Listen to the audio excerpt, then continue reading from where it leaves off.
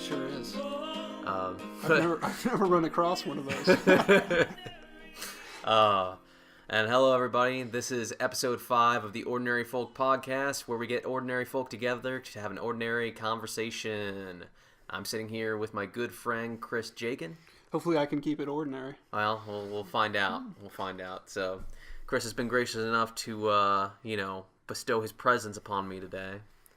So, thank you for having me. Yeah, no problem. So, Chris, we've been friends for a long-ass time now. A very long time. Junior high? Yeah, junior high. Yep. Since then. Since I think, I don't even remember what happened, but it doesn't matter. But you are what many would call a filmographer for like a blanket term. Sure.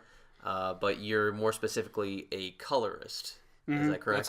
That's how I pay the bills, is I work in post-production as an editor and a colorist. Yep. That's cool. Now, for those out there who may not understand what a colorist is, could you give us a quick rundown? Sure. So a colorist is someone who takes primarily digital footage nowadays, and cameras shoot really flat. They shoot sort of dull, grayed out images, and a colorist then goes in and manipulates the tones and contrast and creates a sort of seamless aesthetic from the beginning to the end of the story. That's in line with either the art director or the director of photography's vision. Okay. Yeah. And essentially, and also making sure that everything is consistent color-wise, period, so it's not... Certainly. Yeah, it's got to be harmonious with the rest of the story. Yeah, for those out there, it's basically if you ever see in movies, for some reason, it'll cut from being very warm and yellowy, orangey, and if you see it cut to something that's like cold and dark and it doesn't really fit the narrative or why, or especially if it's in the same exact scene, then that's bad color editing typically. Yeah. Unless there's some sort of point to it. Much like other jobs within post-production or just film in that matter, it's kind of a thankless job. Most of the credit goes to the DP. You're never going to hear someone praising a colorist. Usually you're going to hear the cinematographer getting all of the glory, which is fine because what's good that comes in usually results in a good grade on the output. So yeah, and for reference, for some more vocabulary words, DP stands for Director of Photography, not Donkey Puncher. And Donkey Puncher. And what it does for that in different scenes. Definitely not this one. Yeah. But how did you... Because, I know this because I've known you for a while, but you've not always been in kind of this realm where you are now doing coloring and editing. Mm-hmm. How exactly did you get to this point where it's, you seem pretty happy with it, you seem to love to do it, you definitely have a fantastic setup to do so. Well, thank you. How did you exactly get to where you are now? What were, kind of your choices, paths, milestones? Yeah, I think that's an interesting question. Where do you begin to answer that question? I mean, I fell into color grading through my interest in sort of the aesthetics of film. But even before that, how did I become interested in art? Are you asking that? Or? That would actually probably be a better way to have phrased it. Yeah, because, I mean, especially the type of films that you typically enjoy working on or being involved with, I would qualify definitely like art. You aren't going around color grading any big explosive action movies or anything like that. Man, even though that's my highest ambition. Yeah. One of these days, that's the thing. I really wanted to work on some Michael Bay movies, some good Transformer films. Just make a lot of money, live a vapid lifestyle in LA. I feel like you should have been holding up a sign, Wile E. Coyote style, that said sarcasm on it. So yeah, I guess my interest in art, I think like most people, it just sort of happens serendipitously. I noticed that when I was, I'd say in junior high, to be honest, it started through skateboarding, which may sound insane, but when I was younger, I would consider myself relatively athletic, and I was hanging out with lots of jock types, and I would play all the sports, whether it be basketball, baseball, soccer, whatever. But eventually I realized that I could not relate to those people in any way. And then I started hanging out with skateboarders, and I realized, wow, these people are actually saying something. They're thinking about the world in their own sort of alternative way. And even the confines of the sport, skateboarding is so much different than basketball or baseball. You're confined to that one specific way of going about it. In skateboarding, you can do what is typical. You can do an esoteric term would be like a feeble grind or something like that. But then you're looking at, something today where you've got all these people who are looking at different landscapes and skating on those landscapes in such an interesting way. And to me, I kind of, that was the start of thinking about the world and even art specifically and film differently, is just the introduction of skateboarding. And then it led to like Spike Jonze, and just watching his work, and then Michel Gondry's work. And I was just like, this is amazing. Like, I have been doing the wrong thing for the majority of my life, and I need to completely change. Yeah, I recall when I think we were about 18, 19. I think you just moved back in with your parents. But I remember after a lot of things not going into. But, we made some decisions. We made some bad decisions as kids. But anyway, I remember being like, "Oh, dude, we gotta go see like this movie," and you were just like, "I don't know, man." And then you were just like, well, "Why don't you check this out?" And you had like that box set of like music videos by like a bunch of like prestigious directors, including Spike Jonze. Yeah. I think Michel Gondry was on there a few times. Yeah. I just I remember that being a turning point where I was like, I think Chris is on to something. He's a little different. Yeah, he's a little different now. No more explosions and romantic comedies for him. Yeah, I don't know what happened. It was just weird. It was like this. It was just like a deliberate change, and I knew that I couldn't go back to the way that I was living before. I know it sounds really ridiculous to say that, but it was almost like metaphorically I had my eyes open to something that could be, and I wanted to sort of pursue that further. Mm-hmm. Now, you said, of course, you went over a little bit how skateboarding kind of influenced that, just by the new people you were kind of hanging out with. Yeah. And I know you had done like a bunch of skate videos and stuff like that, and that clearly played a big role into like how you got here as well, just filming friends and yourself and all that. Absolutely. I mean, it sort of worked concurrently. It was just, I started skateboarding, I started hanging out with these different people, and although my dad had always had a camera, I just decided I really like what I'm seeing on YouTube. I like these different skate videos, specifically Spike Jonze, as I mentioned before. And I was like thinking to myself, wow, I could really film my friends skateboarding in an interesting way and start editing and playing with color correction and just playing with timing and incorporate music in different ways to create, hopefully, compelling videos. And then that was definitely the beginning. It was a lot of fun. That's cool. Now, what would you say is your biggest, and I ask everyone the same question, I feel like, but what was like your biggest moment when you kind of realized that you were on the right path with what you were doing?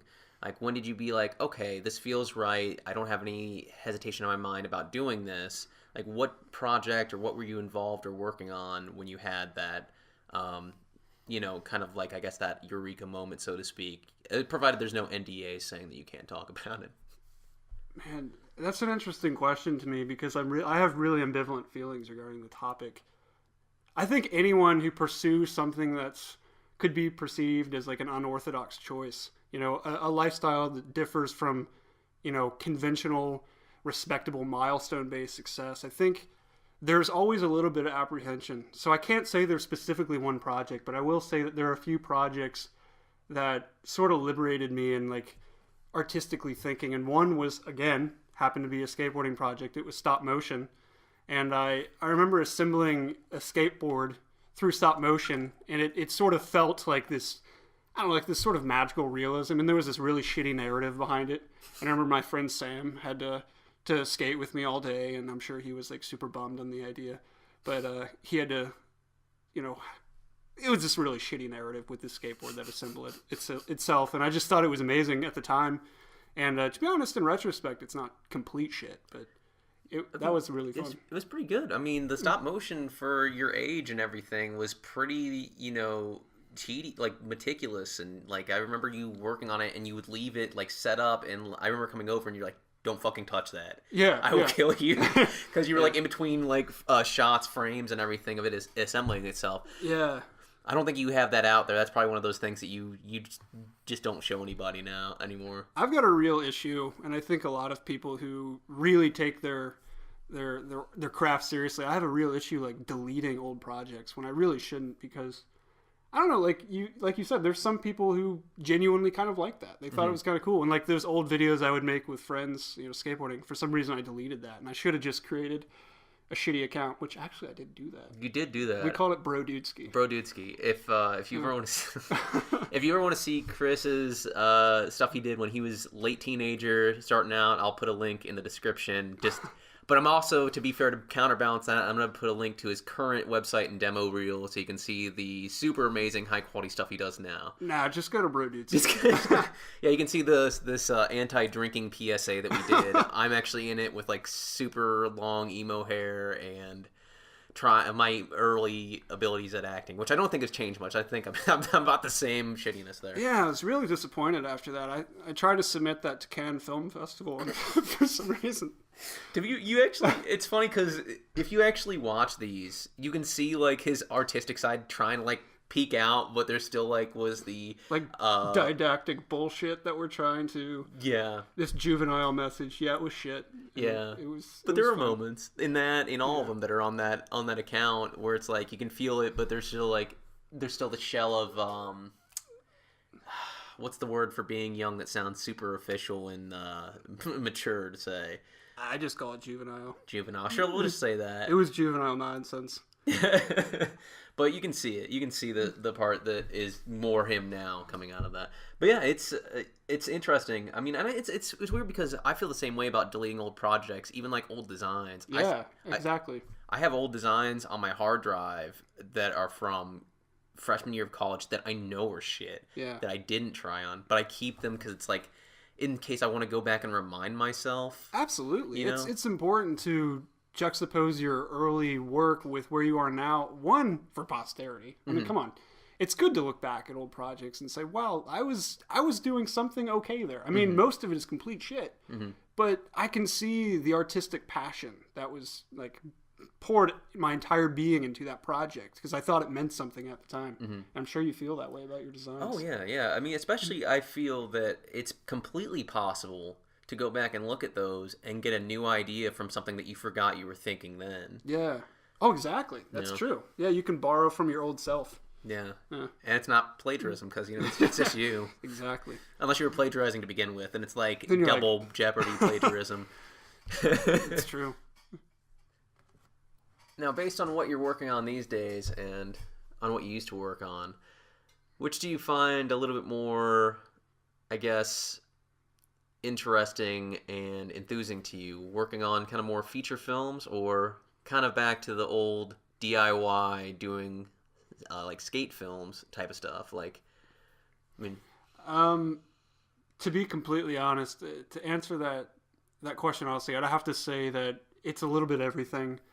I try and come to each project with a certain amount of humility and that there's value to even the bullshit. Like, I could be color grading like a terrible Olay commercial or something where I know that this is like projecting insecurities onto like insecure women. Like, and I feel terrible about it, like in terms of what it's doing to culture.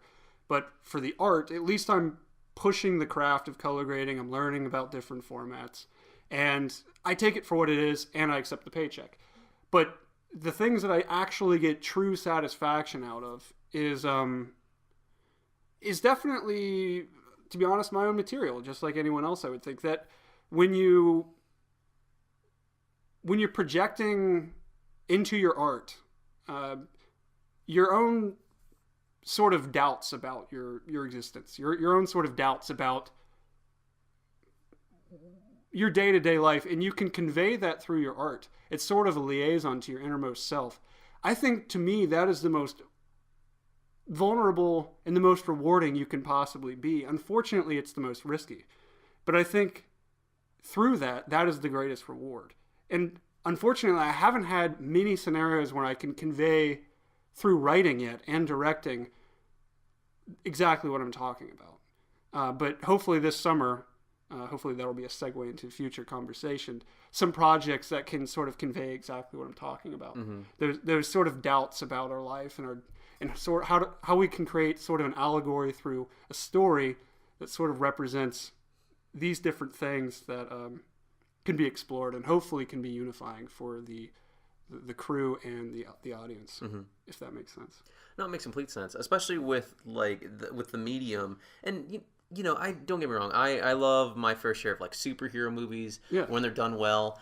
Batman versus Superman, not doing it well, but I enjoy the more introspective, reflective movies that make me kind of think about my own being, my own life. And I know that's like, for some people, they think that's exhausting mentally for some reason, to which I say, why? You're a human being. It shouldn't be hard to relate or like just try to, you know, think about things like this. But it's nice because that type of, I fucking lost my fucking flow. Well, I think I know what you're saying, and tell me if I'm being presumptuous, but I think people encounter specifically film in two, and this is again black and white, so I understand that there's gray areas to what I'm presenting, but I think this is what you're saying, is that it's either an escapist medium where you go to the theater and you're getting your ticket to ride. You're basically going to a theme park for 2 hours and you're going to, you know, watch some terrible story, you're going to get some explosions, and you're going to go away feeling like a badass because you can escape from your real life. But the films that I think that you and I are talking about are films that are basically putting a mirror onto our own lives and suggesting this is the information that we've been given. This is the writer-director's experience. This is his subjective experience portrayed onto the screen. How do you, as the audience, reflect on what he's portraying? I think that's kind of what we're getting at. And hopefully that's... Even the superhero movies that you're talking about try and do that to some degree. Yeah, for most of them. Not Batman vs. Superman. Yeah. So, well, I haven't seen it. No, but I feel bad because I'm like, I don't know how to relate. I don't know. Yeah, it's okay. But no, but it's that's exactly what I was getting at before. Like my brain just decided to like leave for the day. Yeah. But yeah, it's funny because it's really as much of a experience for the viewer in those regards, for those more reflective and introspective movies, as it is for the people making them. Yeah. Because like you said, it's very risky because they're trying to put out a genuine story that they have most likely a connection to. Because I find it hard to believe that any director would pick up something like, I don't know, throw something out. Are we talking about an introspective movie? Yeah. Like Blue Valentine or whatever. Valentine. Yeah, exactly. Like, I find it hard to believe the director would pick up that script without having some sort of emotional investment in it. Certainly. Whereas, you know, there's some directors out there who are just like, well, I really need the paycheck. Here we go. Let's blow a big budget. Certainly. And, you know, like we were kind of saying, there's merits to those movies. Certainly. But the popcorn flicks, it stimulates the economy. I mean, where would the VFX industry in Hollywood be without those movies? Or where would movie theaters in general be without those movies? We get that. But as you're saying, I totally agree that, I mean, just like any other art form, you realize there's a sacrifice. You're not going to make a lot of money, probably, in this industry. Or any industry that it sort of explores those different things. So yeah, like a director has to feel a kinship to the script. Otherwise, it's not going to be produced. And it's not going to feel authentic. And the audience is going to shit on it. Well, I would hope they would. It depends. It's such a subjective thing. I think that movies and film are probably the most just subjective, like differing opinions than anything else, even more so than like music or just more fine art things. But I think you and I, even though I think we would both agree that we have like a different thing that we're attracted to, but I've heard you say this before, and I totally agree. You can tell when something is done honestly. You can, yeah. When it's authentic, it doesn't matter. I mean, if it's if it's The Dark Knight, because I'm not like really into superhero movies like you are, but that's a good movie. Objectively, it's a good movie. And, some people probably aren't as into like the introspective stuff that I'm into or that you're into, but you can tell when it's authentic. Yeah. And that matters. I think we need that so much right now. Yeah, and it makes all the difference, especially. I mean, it's even possible to make like an action movie authentic. It really is. Especially without the typical tropes and stuff like that. But it's a whole other conversation that'll go off the rails. Yeah. But, and it's just like I was saying, it's the medium, especially in those more like emotional, just authentic movies. It's just as much of an experience as it is for the viewers as it is for the people creating it, in my opinion. Certainly. But yeah, and it's just really weird that we're in a moment where it seems like people are actually caring about that stuff more. Well, I think it's absolutely necessary. I mean, we don't need to go into politics, but look at our climate right now. So many things are dividing. And where are we finding truth? And oftentimes art is the one subversive place where we can find truth, whether it be in music or film or wherever else. And I think we need it more than ever. Because it's not preaching something that says, follow me, like politics is. Believe in me, cast your vote towards me, and I will promise you the impossible. Art is just saying, I have doubts, and here are my doubts. Do these reflect your doubts as well? The humility in that is important, I think.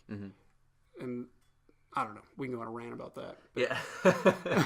No, I agree, though. And it's nice because, it's nice.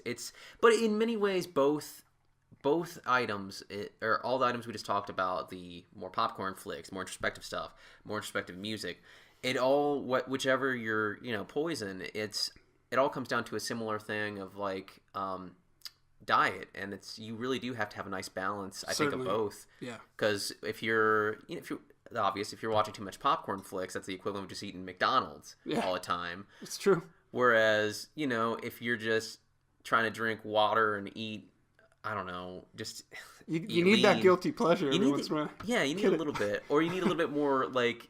Something a little bit more zow, because if you're just listening to, if you're just Jesus, if you're watching like trying to think like stuff like a Requiem for a Dream, you can't do that to yourself over and over. You're gonna be miserable. You're totally right, and I unfortunately fall into that trap sometimes where it's like there'll be a weekend where I watch like 3 Shakespeare adaptations, and I'm just like destroyed by the end of it. I'm just like, fuck, like so much Macbeth and Hamlet. Like, I saw so many families die in one scene. It's like, fuck. Like, and then I get super depressed, and then I'm just like, this is too much. Like, you absolutely need the balance that you're talking about. Yeah, you need that little bit. We need Superbad, all right? We need Superbad every once in a while. No, Superbad I would qualify as a great comedic film. It's just a great movie. Film. I put that in comedic film. Yeah. Because it's just like, that was just, man... Super bad. Like, I don't care. It's so good. That it ages really well, I feel. I watched it the other day and I laughed my ass off. Oh my god. Yeah. God, that is so good. Yeah. It's Jonah Hill, Michael Cera, Seth Rogen, so Bill Hader. Yeah. Also Chris Mintz-Plasse. I didn't forget about you, Chris. All great. Great. They're all doing really good comedy stuff still, too. Yeah. Like, I could talk about that movie all day. I love that movie. Yeah. Well, maybe we'll do a separate podcast later. We'll just talk about the perfect comedy movie that is. We need to check out these Warlocks. Yeah. That is like the greatest. That was just unexpected, hilarious, well-written jokes. The entire thing, man. But yeah, in a similar regard to kind of these things that help us reflect on ourselves or help us escape, would you say that you working on not only your own projects, but mainly other people's projects provide you an interesting escape and different perspective on things by seeing what other people are creating and kind of being a helping hand in refining that? Yeah. Even if it's not, some things are, unfortunately, they're not, how do I say this in the most, diplomatic way? Some things are not very cerebral and they're pretty vapid. I'll just say that. But you can definitely fine-tune the craft. I always try and come to each project like that, and I'm sure you do too in design. It's just not everything is good, but you come at it and you refine your skill, whether it be craft or whether it be something that actually helps you broaden your worldview or whatever. And luckily through some projects I do get to broaden the worldview and collaborate with some really interesting people. I would like to do that way more, to be honest. I wish there were more people in this market who really wanted to do that, but I just haven't met them yet, I guess. I'm sure they're everywhere, but So you're saying you feel like it's not as much people trying to make something new as it is trying to make something that's still just another piece of like something that's already there? Yeah, it's really hard to answer that in a way that's, again, diplomatic, just because I don't want to shit on anything that anyone's doing, because anything that you create takes some amount of vulnerability, even if you're making a satire, even if you're making a film that is clearly not something that people are going to take serious. That takes vulnerability. But I would just love to collaborate with people who are really trying to pose serious questions that reflect our day-to-day existence, and they're not promising impossible answers. Nothing that's didactic that suggests that there's one way over another. That just humility, I guess, if that makes sense. It's a pretty vague description, I would think, but hopefully it resonates with you. Yeah.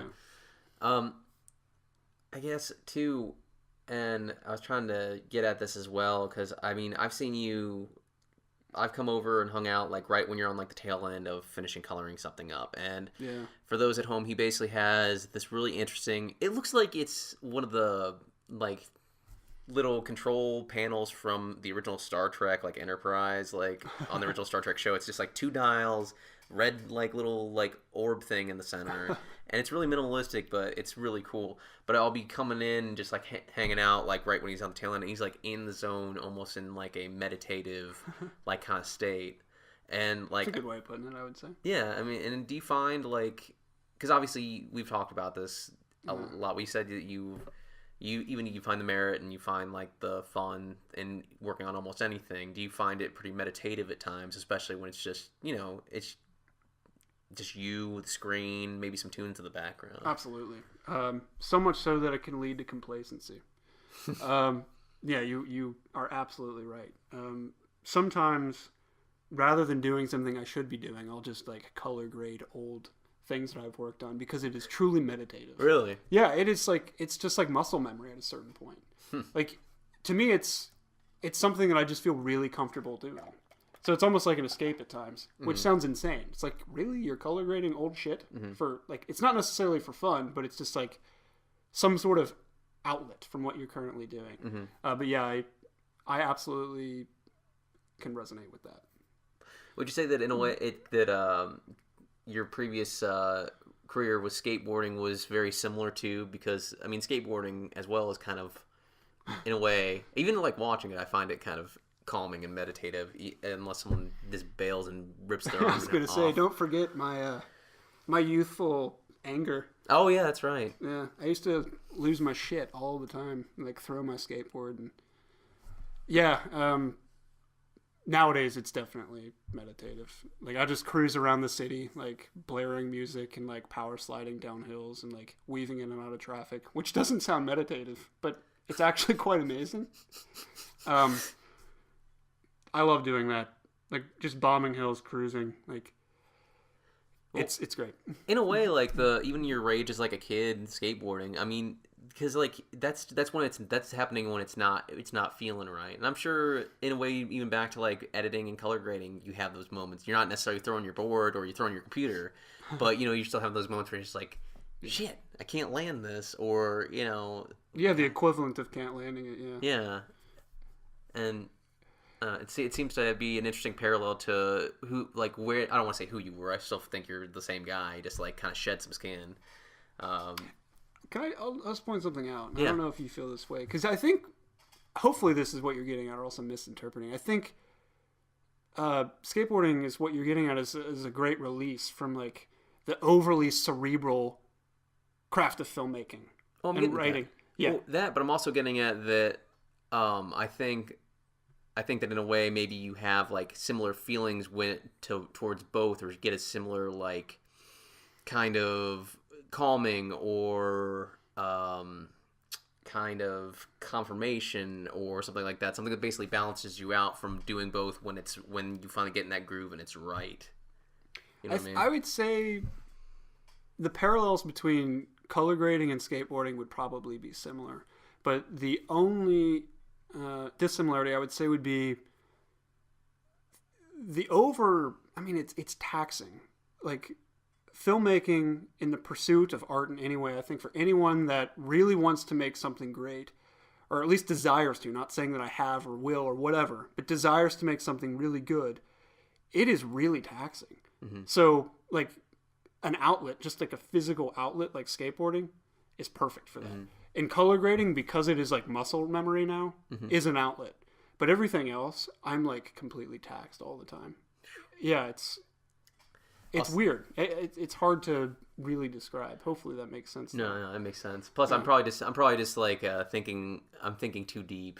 On top of that, I feel like trying to make those parallels. Plus, it's also the big difference between color grading and skateboarding is one is on the fucking computer. Yeah. No, I mean, I think your parallel is right, though. And I think, I don't even know if I'm thinking about your question in the way you want me to think about it. I'm just probably being too out there. It's you know me. That's fine. I hope that I'm answering what you're saying. Oh no, you're still giving an answer that I think is viable and interesting. Yeah. And that's all that matters to this. Because the reason why I have people on, particularly starting off with my friends, is because I don't find myself that interesting of a person, but I feel like I know a lot of interesting people. We know that's bullshit. Hey, you know what? I'm not here to toot my own horn. I'm here to toot everybody else's. Yeah, but false self-deprecation's not going to work on this show. Well, how about that? How about this? How about you make a podcast and then I'll be completely indulgent to how much I love myself. That'd be fantastic. Yeah. So now, and I ask everyone who comes on this same question, and it's, we've talked a little about where you are now, how you've gotten there. What was there any big struggle or kind of hurdle that you or hurdles that you maybe had to get over to even get to the point where you are now and comfortable with what you're doing and kind of who you are and doing it? Absolutely. Especially juxtaposed with my former, even meeting you self, just hanging out with a bunch of jocks and playing sports that. There was always, I would always call myself sort of an introspective person even then, but I didn't really have an outlet for it. But now, sort of, I almost have to disregard, not completely, but a lot of that former self in pursuit of making films, if that makes sense. Because it's almost like the entire lifestyle changes a little bit. Because I am no longer someone that is pursuing obvious milestones. Because I think most people outside of specific career paths, and I can only think of art right now, but I'm sure there are many more. There are no obvious tangible milestones. If you make a piece that's good, that doesn't mean that you're safe. It just means that it's good for that particular moment. And maybe it resonated with some people. It doesn't mean that you have any sort of financial security. It doesn't mean that you're set for your next piece. It doesn't mean that anyone believes you in the future. It is this constant, seemingly sacrifice. And to me, that is terrifying, while simultaneously something that I feel like I can't really get rid of, at least at this particular point. And the only outlet for me that would make me happy would be to probably teach. And I think giving away the passion that I feel myself to other people and helping them teach and self-actualize, I think would be rewarding. If that makes sense. No, that makes complete sense. Yeah. And in a way, I can kind of agree and feel the same way as far as wanting to pass along information and things like that. Maybe not necessarily as a full-blown teacher, but I mean, I know you've already done some teaching for a couple semesters now. Yeah. It's weird. I think a lot of people who pursue art, it's the idea in and of itself, I think, is hopefully selfless. Hopefully it's I'm trying to work very hard to create something that's a reflection of myself to give to you. But in doing that, it's taxing on your health, and your mental health sometimes. Sometimes you have to make sacrifices regarding relationships. So it can, but to the outside world, to people who don't necessarily understand your sacrifice, it could seem kind of narcissistic. You know what I'm saying? People could look at an artist and be like, man, those people are so self-indulgent. They're so self-absorbed in their own craft and their own idea of what is and what is not. So to me, the antidote to that type of thinking is teaching. Because that is so obviously black and white. There's no self-indulgence there. It is literally, I am giving you everything that I have learned to date, and I'm passing it on to you because I want you to self-actualize and pursue your own form of art. And it doesn't necessarily have to be what I think, but it's something that's reflective of your experience. Yeah. And that is rewarding to me. If I didn't have that, I think I would be unhappy, for sure. Well, it's really interesting, too, because I didn't realize this until I got older, but, a big thing with teachers is that they're trying to save you a lot of the time and pitfalls and struggles that they went through by passing along a lot of this information. Certainly. And I never realized that when I was younger, because most of the time I was like, oh, fuck this, I gotta get this done, I want to go fucking party. Yeah. That's adolescence for you. It's really hard. I don't know what you think makes a good teacher. I'd love to hear your opinion. But when I'm teaching, and I don't know if this is good or not, I'd just like to get your opinion on it. It's a very fine balance when you notice that a pitfall may be coming. Like, you see what they're trying to do, and you don't want to impose your own vision on them. You almost want to, like, vicariously sort of assist them with their own vision. But sometimes you literally have to say what you're doing is off. And that is the hardest thing as a teacher, because it's especially a teacher of art, because you don't want to impose one way to do something, because then everyone's going to turn in the exact same thing. And I think the worst teachers are doing that. The best teachers, in my opinion, try to see where that student is coming from and say, based on your, experience, this is what I think you're trying to say, and based on what I know, how can I help you get to where you need to go? That will benefit the overall project. What do you think about that? I mean, I agree with that. That's actually what I was going to say, is because it's kind of like a judgment call. Like, you basically, and I agree with that. You essentially, I like the teachers that always did kind of be like, okay, so this is what you're trying to do. Here's my ideas into how that may be good and still be you, to try and look into trying. Exactly. Rather than giving you the exact, like, no, that's not going to work. Because that always pissed me off, and I'd still just do it my way anyway. And I like those kind of students. Like, I love those students who say, no, fuck that. Like, fuck you, man. Yeah. Like, I believe in the shit that I'm doing. And I love that. There's like, I probably have like this sort of like smug smile on my face when they're doing that, because I'm like, fuck yeah, like, you've got some passion. Like, this kid's going to do good shit.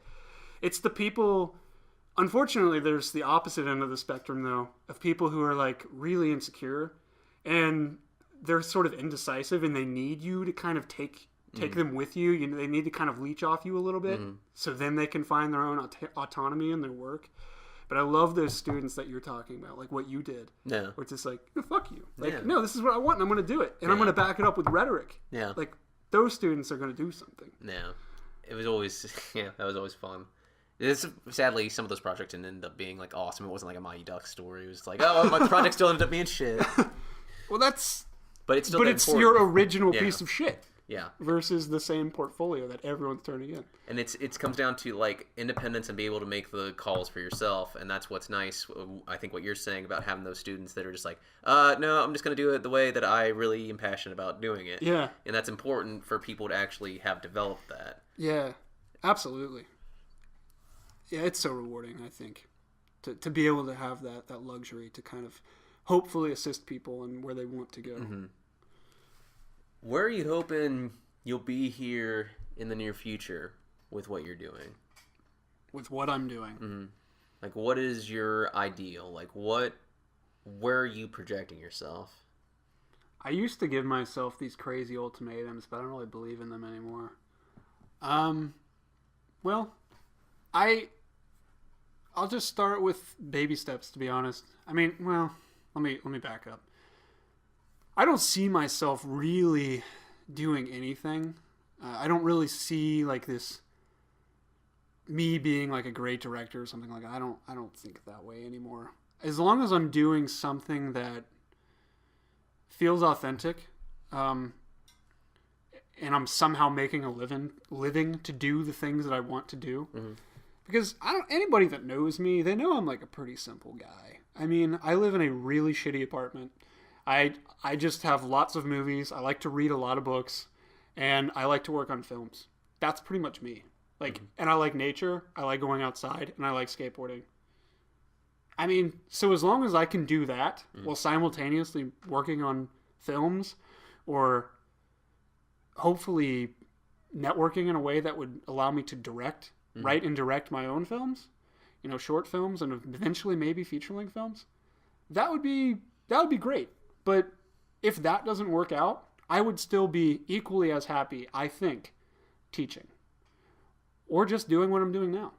I don't think that happiness is a specific destination. God, that sounded like a cliche. I wanted to avoid that word. I apologize for saying that happiness is a destination. I apologize for saying that because I know you said happiness. You don't think happiness is a destination. I know, but I knew that was the biggest cliche as I said it.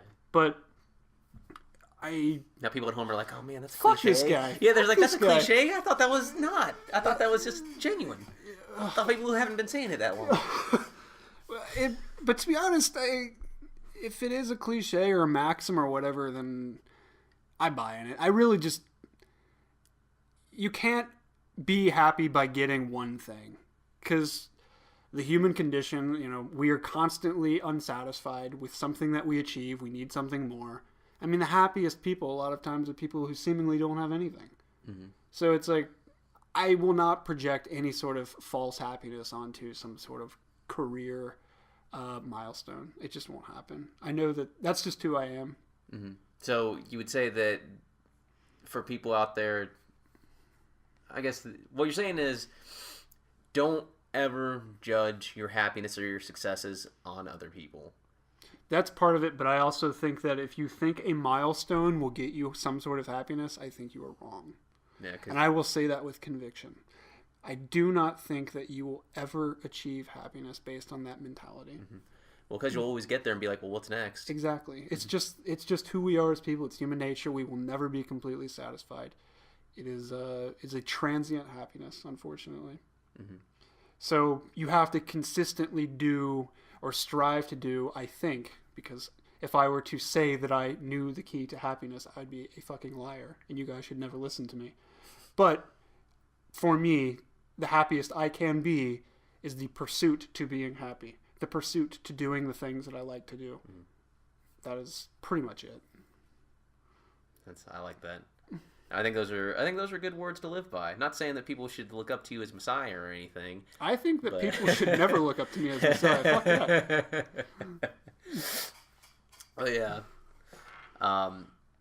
I borrowed a little bit from Camus there, so I'm just going to say a little bit. I know you've been reading the poop out of him. I did. I mean, but I think he's onto something. I mean, I don't want to get all. Yeah, fuck it. I don't want to get all Sisyphus or whatever. Go for it. Get that Sisyphus out there. All right. So if we're rolling a boulder up a hill, because that's what life is when we watch it come back down, mm-hmm. That is life. We know it. We know that we've achieved some sort of success. We roll the boulder uphill, and maybe we roll it higher. But eventually it comes back down, and we have to roll it up again. Mm-hmm. The hill's not going anywhere. Gravity's not going anywhere. The boulder's not getting any smaller. Mm-hmm. So how are we rolling the boulder is what matters. Mm-hmm. That is the journey. The destination does not exist. Mm-hmm. And I think Camus came to that realization. And I don't know if you guys like Camus or whatever, the listenership of this, but I personally think that he's on to something there. And I think that I prefer the conclusions that he's come to versus like Sartre and, say, Nausea. Nausea seemed horribly misanthropic to me. Yeah, that's okay. But I don't know. It's okay. I still really liked it. I still really like Jean-Paul Sartre's Ghost. I still got to read that. It's no, I guess I'm trying to think like what I can go from that. That seems like such a nice message. So I don't know. I mean, I don't want to suggest that I know anything. No, I mean it's you're not necessarily. You're suggesting that Camus knows everything. I'm suggesting that Camus has the humility to know that nobody can know anything based on the limitations mm-hmm. of our subjective experience. Yeah. I think he's fucking brilliant. Yeah. I mean, that's what he articulated in his art, and I just think that as soon as you can come to that realization that we cannot possibly know everything, and there's no like one correct way to live your life, it is one, extremely liberating, mm-hmm. and two, incredibly humbling, because you look at each person differently. Because you can no longer have this smug ideology thinking that you have figured something out, mm-hmm. that the person next to you seemingly hasn't. Mm-hmm. And what is intelligence at that point? Mm-hmm. I mean, there's so many different things that are open and so many things that are vague at this point mm-hmm. that I just think I think he really discovered something. Yeah, I like that. And then that's pretty much you make your own, like it comes back to that, and this is going to sound super cliche, just like the happiness is the existential comment. Well, not necessarily that. It's just, you know, you end up making your own happiness. That's really what it comes down to. It's enough though. Yeah. And it should be enough, and people shouldn't like. And it sucks because we have so many things out there that try to tell us that isn't enough. Well, there's so many forces. Well, look at the forces that are telling you that it's not enough, because it stimulates the economy to exacerbate your insecurity. Yeah. I mean, it's sad and it sounds kind of like a conspiracy theory, but let's face it, a lot of the external forces that telling you that you shouldn't be happy are selling you something. Yeah. And they sell it so it can stimulate the economy. So that's my 2-second conspiracy. I'm sorry. But it's pretty obvious. I mean, there's no conspiracy associated with it. It's just pretty obvious. It's just, marketing and preying on people's emotions. That's sad. That's really what it is. And but I still think if you buy that BMW, you're going to be much happier. That's all I'm saying. Right? I mean, it does have heated seats. That's pretty much it. That's what everybody needs. Everybody does need that. Their ass is not warm enough. Okay? I mean, there's a philosophical message somewhere in that. Yeah, it's a euphemism. Yeah, and it basically comes down to this, and I feel this way a lot. If you're feeling unhappy because of some sort of thought that was given to you by marketing, and it wasn't your own thought, then there's something wrong with that. Unfortunately, we are overstimulated with those things that sort of penetrate the walls of our own security in ourselves. Because let's face it, if we were to disregard all of those external forces that telling us that we're not enough, we don't have enough to be happy, if we were to somehow separate ourselves from that, we would be much happier. But as soon as we go and live in our society, or whatever it is, wherever you are, that you're constantly bombarded with these messages that you need this to be happy, there's no amount of security that you can have that will not allow at least some amount of doubt. I'm not saying that I don't have any doubts as well, that something else will make me happy, or some sort of cheap way of achieving some success will make me happy. Because I'm overstimulated with it all the time, just like you are and everyone else is. And it's crazy. Yeah. I probably interrupted. I'm sorry. No. I had nothing else. I was waiting for you to take that layup and just run with it. Man, I think I airballed that shit.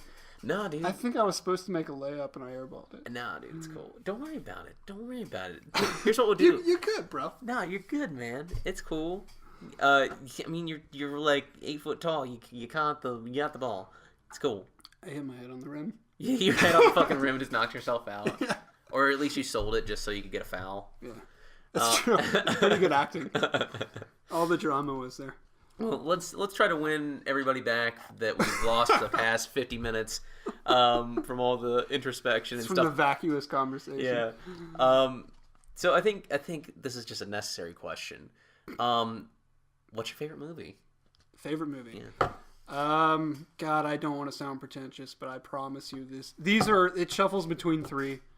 I would say Wild Strawberries, The Tree of Life, and Andrei Rublev. It would be between those three. And it constantly changes. Now, why are those three that are in rotation your favorite ones? What is it that unifies between them that makes them special or speak to you? Well, God, I hope that I do these films justice in this explanation. Andrei Rublev, to me, is the perfect encapsulation of the life of an artist. Is there value to your work as an artist? Is there meaning? What is the point? Given that, the circumstances around this particular artist, Andrei Rublev, it was a 15th century painter. There was all this destruction, all this. There's sort of a lack of conviction in his work all around him. It seemed meaningless, but throughout the duration of the film, he has faith in something. And I'm not saying it's conviction in a religion or some sort of deity or something, but faith in the value of his art. And to me, that is the film that I go to when I have the greatest doubts. When I say that, is there value to any sacrifice that an artist makes? That is the one. Because it's saying, in the end, it's worth it because it makes people happy. And it makes you happy in the pursuit of making art. That's why I like that one so much. The Tree of Life, to me, is an encapsulation of the human condition. To me, the warring ideologies of your parents, the cyclical nature of that throughout time, the rippling effects of that throughout time, juxtaposed against the origins of the universe. I think it's the most beautiful film ever made. I think the cinematography is breathtaking. I can't rave enough about that film. Some people think it's nonsense, and unfortunately, I can't fight them on it because maybe they don't see it, or maybe I'm seeing something that's not there. I don't know. Wild Strawberries, to me, is the gateway film for all the things that I like. It's about a man who reflects on his life. He was successful in the in his career in the material world, he was successful, but his familial relationships were closed off. They were very cold. And he lived by these sort of like a rigid ideology that on the surface, to the peers outside of his intimate family, he seemed like he had it all together. But on the way to receive an honorary reward for all the work that he has done in his career, he has sort of an existential crisis. And in that existential crisis, he sort of reflects on his entire life and says, is there value in the decisions that I made? Although I appear successful in one particular facet and people see me as such, my own intimate relationships, my family, they can't stand me because I had this rigid ideology that I lived by. And it was cold. To me, I think that is something that rings really true to me, because I think anybody who seeks some sort of principles or any certain way of living their life, sometimes they can be so cold and staunch in their ideology that they can be very dismissive to their familial relationships or even intimate friendships. And I think that that's something that I'll probably always struggle with. And I think that's why I like it so much, because it rings so true to my own life. I'm not saying I'm going to win an honorary award. I won't. I can't say the word honorary. Try that again. Honorary award. But I do think that there's some value to it. I don't know. Man, that probably sounded pretentious as fuck. No. I just really like movies. I really like those fucking movies. So if you guys think I'm an asshole, fuck you. Like, and that's the thesis of Chris's life. If you think I'm an asshole, fuck you. I think there's something to be said about that, personally. What? If you think that if you're concerned about people thinking you're an asshole, but you believe in what you're doing, fuck those people. Yeah. If they're not stopping you from doing what you're doing, they don't it doesn't matter. I mean, it's not like I'm going around killing people. I just really like certain things. Yeah. If anything, you may be killing people's, like, their own expectations of what they should like. You're like, why the fuck do you like this? No, dude, you can like whatever the fuck you want. Like, you can, like, again, we were ranting and raving on Superbad earlier. Yeah. I still think that movie's amazing. Yeah. Like, I just happen to really like those movies, too. Well, that actually, if you look, it bears a lot of resemblance to 12 Strawberries. If you look close enough. See, now you're making me feel like an asshole. I'm joking. No, you're completely right. Like, no, not like that. Not that you're an asshole. It does come down to it. If you think I'm an asshole, fuck you. I think there's so much merit to that. Yeah. There is, and there's people out there who get shit on because of who they are. Like, actually, I'm going to bring this up, too. People shit on Kanye West all the time. Is he kind of like an asshole? Certainly. Yeah, but does he get the job done in what he's trying to do? Definitely. He does. He does as get much the job as I hate done. him. But he has conviction in what he's doing. Yeah, and there's a lot to be admired. Even the best people, seemingly the best people, were saying fuck you to somebody. Yeah. Gandhi? Who was Gandhi saying fuck you to? Yeah. The British. Yeah. MLK? Clearly saying fuck you to somebody. Yeah. I mean, it's just like, there's something to be said about that. Yeah. Having conviction in what you're doing. I don't know why I chose those two particular people, but I mean, those are two good people to choose when it comes to that. Certainly, especially rolling in after talking about Kanye West. Gandhi and MLK. Kanye's up there with them. Well, in Kanye's mind, he's like way beyond that. And that's fine. I mean, that's because look, that's if you want to have a portrait of neurotic narcissism, Kanye would be the guy. Yeah.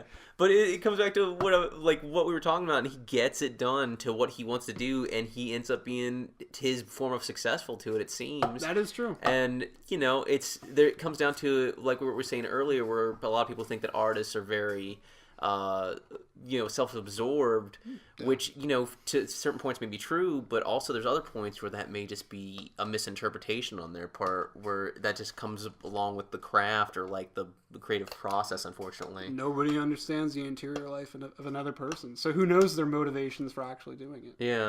It's interesting. Even if you look at Picasso, who's revered as one of the most influential painters of all time with Cubism. Yeah. That guy was a fucking prick. He put a cigar out on his wife's fucking face. Like, seriously. A little bit misogynistic. Yeah. However, terrible husband, terrible person, great artist. Yeah. I don't think that really detracts from his artistry. Yeah.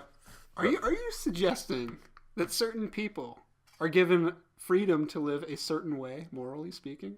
I'm not necessarily saying that. I'm not saying that. No, I'm not saying that. I'm not saying that it's right or dismissible. I just wanted to test you there. Okay. No, I'm not saying. Yeah, it's definitely not dismissible of Pablo Picasso basically abusing his wife in that form and possibly many other ways.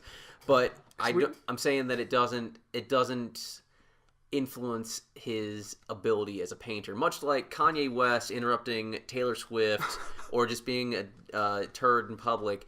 That realistically should not influence how you judge his music unless he's literally calling you out personally in a song necessarily. And even a lot of people who... So if you're Taylor Swift, it's like, it's cool to fucking like Kanye. If you're like if you like, or fuck you, die in your Taylor Swift, then that's 100% like understandable. But from the outside, if you're just like, I see people on Facebook that are like, people that I somehow know, without going into details, who are just like, fuck Kanye, sharing like this. If you think he should just move to the moon or something bullshit like that.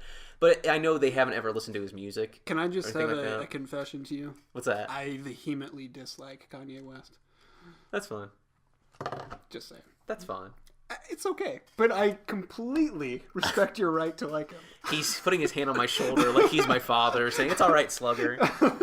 But it's all right. I'm not even saying I like him. Asshole. I'm not even saying I'm like it. I'm just trying to relate it back to you saying I like what I like. No, I'm totally kidding. Yeah, but I actually don't like him, but that's okay. Yeah, but no, it just comes back to that idea. Yeah, you are totally right.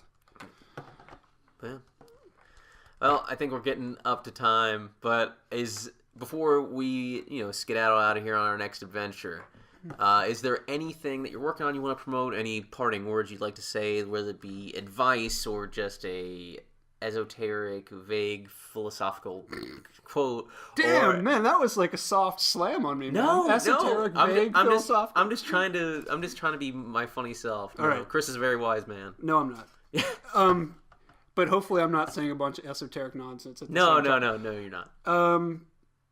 Definitely no advice, because again, what do I have to offer based on, again, the limitations of my subjective experience? I cannot possibly say that I have figured out something that someone else hasn't. So I will never do that. You're still projecting advice even by saying that? Whoa. How is that projecting advice? I'm pulling myself out of the equation. You're showing a picturesque version of modesty and humility. I like that. That was a good response. Yep. I accept that slam. I wasn't slamming. That's what I was nudging.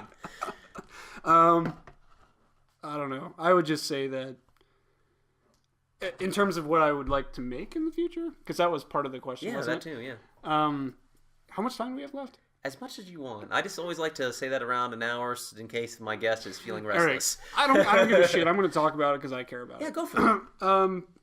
In the summer, I'd like to make a couple films. I'm really attracted to outliers, people who are on the fringe of society. They may be, I would think, considered intelligent in terms of their interior life, in terms of their street smarts, but in terms of like marketable intelligence, they probably don't contain much of it.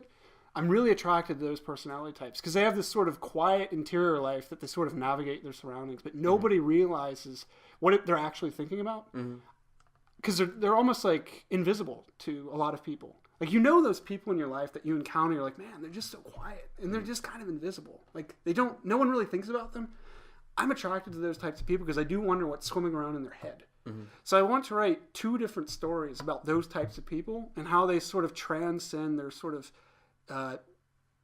desperate socioeconomic situations. And one is similar to a person that Shonky and I both know.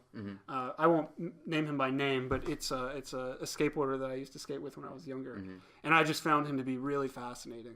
And I wondered the sorts of things that he would think about and how he would sort of juxtapose his reality against everyone else's, especially given that his circumstances were so much more desperate than the rest of us, and how skateboarding for him was the only way of basically getting out of his particular situation. So that's a story that I really want to explore. And another is just another story like that, but I won't go into the details because I don't want to go on too long of a rant. But hopefully fascinating. And if anybody here likes film or they work on films and would be interested in helping out, that'd be great. Yeah, like I said, I'll put your link to your website and demo reel along with your previous demo, your adolescent demo reel. Guys, that's the word I was thinking about earlier. Adolescence. That's true. That's a good, making me sound like an actual adult word. You are an adult.